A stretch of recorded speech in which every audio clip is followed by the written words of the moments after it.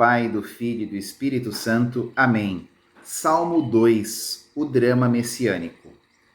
Por que as nações se amotinam e os povos meditam em vão?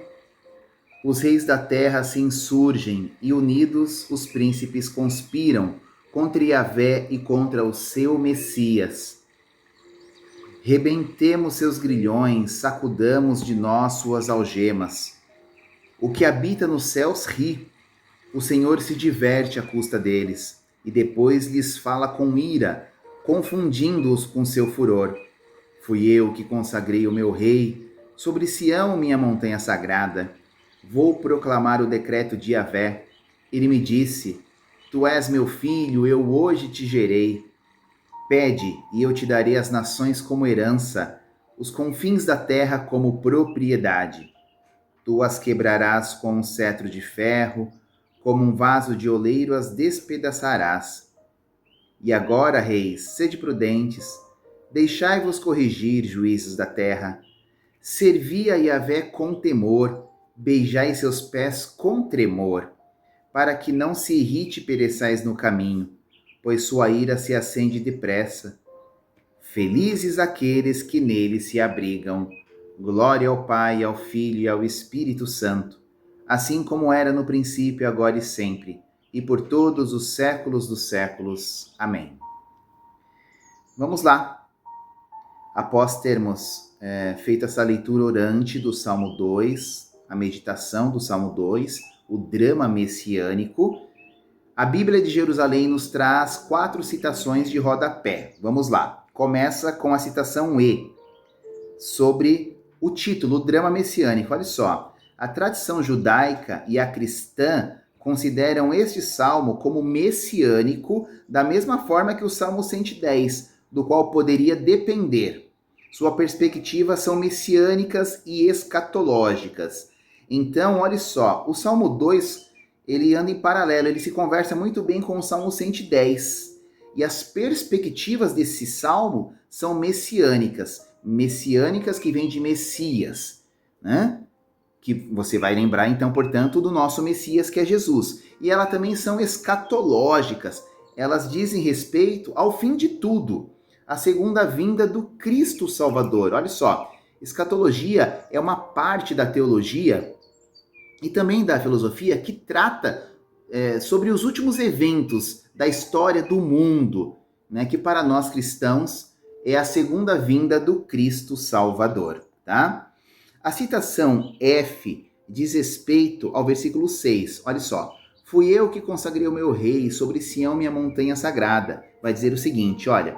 Inicialmente, a montanha de Deus era o Sinai, conforme está lá em Êxodo, capítulo 3, também no capítulo 18, onde Moisés havia encontrado a Deus e dele recebido a lei. Quando Salomão edificou o templo sobre a colina de Sião, segundo Samuel, capítulo 5, ela tornou-se a única montanha em que Deus residia, aonde o homem subia para ouvi-lo e adorá-lo. Ela deu seu nome a toda a cidade de Jerusalém, cidade do rei messiânico, em que se reunirão os povos. Muito bem. Sião, a montanha sagrada de Deus.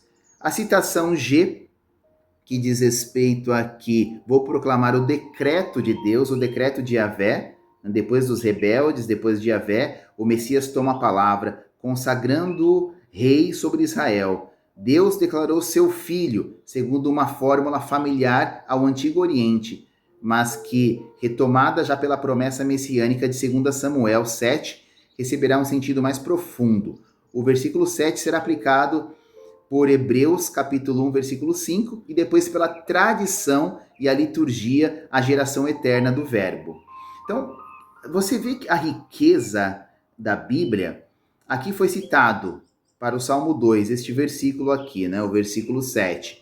Ele busca lá no livro 2 Samuel, mas também será utilizado na carta aos Hebreus, no capítulo 1, versículo 5. Né? O H, que é o versículo 9, né? Tu as quebrarás com um cetro de ferro, como um vaso de oleiro as despedaçarás. Aqui cita para dizer que o rei Messias é representado aqui no seu tradicional papel de guerreiro. que é a figura do Messias judaico, né? Os judeus aguardavam um Messias que viesse realmente numa batalha, uma batalha nos moldes de uma guerra, não na batalha que o nosso Senhor e Salvador Jesus Cristo trouxe, né? Que é contra a batalha do mal, né? Das trevas, que ele venceu o pecado. Não era bem isso que o judeu estava esperando, era um papel mais guerreiro, um Messias mais guerreiro. Por isso que eles não têm Jesus como Messias.